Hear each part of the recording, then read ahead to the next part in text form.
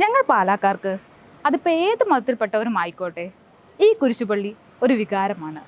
സിനിമയിലും അല്ലാതെയൊക്കെയായി നിങ്ങൾ പലരും പാലാ കുരിശുപള്ളി കണ്ടിട്ടുണ്ടാവും. എന്നാൽ അതിന് പിന്നിലുള്ള ഒരു കഥ നിങ്ങൾ മിക്കവർക്കും അറിവുണ്ടാവുകയില്ല. ഈ കുരിശുപള്ളിയുടെയും പാലാ ജൂബിലിയുടെയും 2 നൂറ്റാണ്ടോളം പഴക്കമുള്ള ചരിത്രം ഈ നാടിൻ്റെ തന്നെ കഥയാണ്.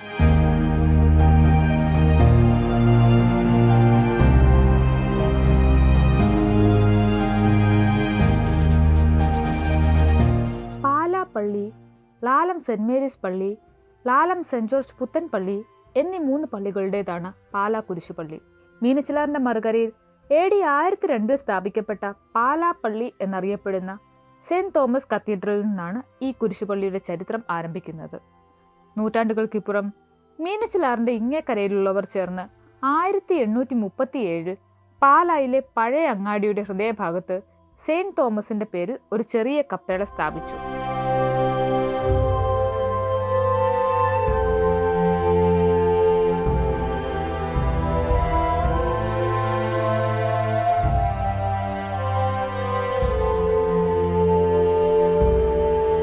പടിഞ്ഞാറ് മാർക്കറ്റിന് അഭിമുഖമായിരുന്നു ഈ കപ്പേള. പിന്നീട് 1904 അമലോത്ഭവ പ്രഖ്യാപനത്തിന്റെ സുവർണ ജൂബിലി ആഘോഷിക്കുന്നതിന്റെ ഭാഗമായി പഴയ കപ്പേളയ്ക്ക് പിന്നിലായി കിഴക്കോട്ട് അഭിമുഖമായി മറ്റൊരു കപ്പേള സ്ഥാപിച്ചു. ഇതാണ് ജൂബിലി കപ്പേള എന്നറിയപ്പെട്ടതും ജൂബിലി തിരുനാളിന് തുടക്കമിട്ടതും.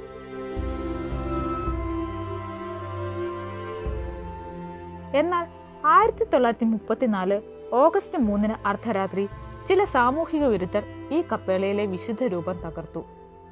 ഇതിനു പിന്നാലെ സ്വാതന്ത്ര്യ സമര സേനാനിയും പാലാ മുൻ മുനിസിപ്പൽ ചെയർമാനുമായിരുന്ന ജോർജ് തോമസ് കൊട്ടുകാപ്പള്ളി ഇറ്റലിയിൽ നിന്ന് കന്യകാമറിയാമിന്റെ ഒരു മാർബിൾ രൂപം ഇവിടെ വരുത്തിച്ചു. ഇന്ന് നാം കാണുന്ന തിരുരൂപം അതാണ്.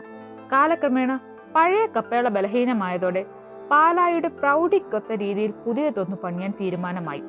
1955 ഓഗസ്റ്റ് 21 പാലാ രൂപതയുടെ പ്രഥമ മെത്രാൻ മാർ സെബാസ്റ്റ്യൻ വയലിൽ പുതിയ കപ്പേളയ്ക്ക് തറക്കല്ലിട്ടു. ചെന്നൈ ആസ്ഥാനമായിട്ടുള്ള പ്രിൻ ആബർട്ട് ആൻഡ് ഡേവിസ് എന്ന സ്ഥാപനത്തെയും ആർക്കിടെക്ട് പാറ്റേഴ്സനെയുമാണ് പുതിയ ടവറിന്റെ രൂപകൽപ്പന ഏൽപ്പിച്ചത്. ദക്ഷിണേന്ത്യയിലെ തന്നെ ഏറ്റവും ഉയരമുള്ള മനോഹരമായ നിർമ്മിതിയായിരുന്നു പാലാക്കാരുടെ മനസ്സിൽ. പക്ഷെ 150 അടി ഉയരമുള്ള മധുര മീനാക്ഷി ക്ഷേത്രത്തേക്കാൾ മുകളിൽ പണിയുന്നത് അശുഭകരമാണെന്ന് ആർക്കിടെക്റ്റുകൾ അറിയിച്ചു. അതോടെ കുരിശുപള്ളിയുടെ ഉയരം 144 അടിയായി നിശ്ചയിച്ച് പണി ആരംഭിച്ചു. പൂർണ്ണമായും കല്ലിൽ കൊത്തിയെടുത്തുള്ള നിർമ്മാണത്തിനായി കന്യാകുമാരിയിലെ തക്കലയിൽ നിന്ന് മരിയ സൂസെ എന്ന പ്രഗത്ഭനായ കൽപ്പണിക്കാരനെ കൊണ്ടുവന്നു. 22 വർഷം കൊണ്ട് 14 ലക്ഷം രൂപ ചിലവഴിച്ചാണ് പണി പൂർത്തീകരിച്ചത്. കന്യാകുമാരിയിൽ നിന്ന് കൊണ്ടുവന്ന 14,444 കല്ലുകൾ കൊണ്ടാണ് കുരിശുപള്ളി പണിതിരിക്കുന്നത്. ജോലി പൂർത്തിയാക്കിയ ശേഷവും മരിയ സൂസി പാലായിൽ തന്നെ തുടരുകയായിരുന്നു. പാല അദ്ദേഹത്തിന് 2ാമത്തെ വീടായി മാറി. അതിമനോഹരമായി കൊത്തിയെടുത്ത ഒരു കൽക്കൊടിമരവും മരിയ സൂസി പള്ളിക്ക് സമ്മാനിച്ചു. കുരിശുപള്ളിക്ക് മുകളിൽ 12.5 അടി ഉയരമുള്ള ക്രിസ്തുരാജന്റെ പ്രതിമ തല ഉയർത്തി നിൽക്കുന്നു. 110 അടി ഉയരം വരെ സാധാരണ സ്റ്റെപ്പുകളുണ്ട്. അതിനു മുകളിലേക്ക് എത്താൻ ഏണിപ്പടികളാണുള്ളത്. കുരിശിന്റെ പുനർനിർമ്മാണം ഉൾപ്പെടെയുള്ള നവീകരണങ്ങൾ വിശ്വാസികളുടെ പിന്തുണയോടെ പിന്നീട് പൂർത്തിയാക്കി.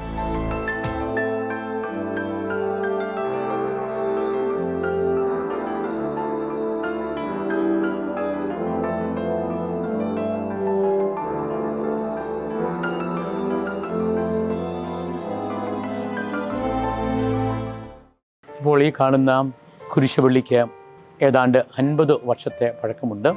1977 ഡിസംബർ 7-ാം തീയതിയാണ് ഇപ്പോൾ ഈ നിലയിൽ കാണുന്ന കുരിശുപള്ളി പണിതുയർത്തത്.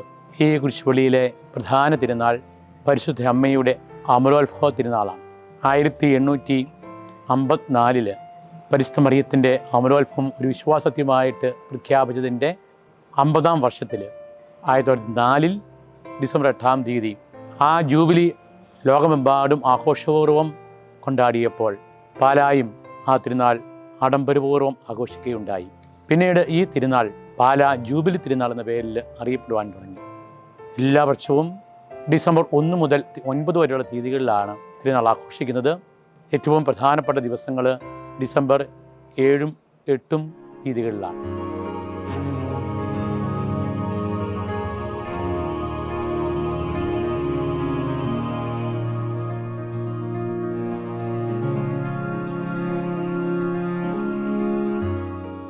പാലാ ടൗണിന്റെ വിശ്വാസത്തിന്റെയും ഓർമ്മകളുടെയും സ്വത്വത്തിന്റെയും പ്രതീകമായി ഈ പാലാ കുരിശുപള്ളി തലമുറകൾക്ക് വേണ്ടി നിലകൊള്ളുന്നു.